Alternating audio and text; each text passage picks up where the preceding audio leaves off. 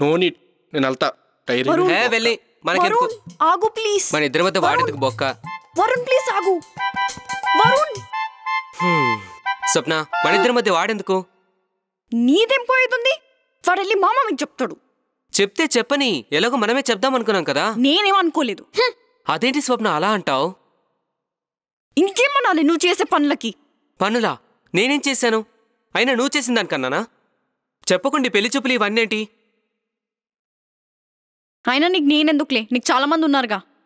బా, వాళ్ళేదో ఊరికే అన్నారు, ఇంక వదలవా దాన్ని? అయినా చిన్నదానికి పెళ్లి చూపుల వరకు వచ్చావు.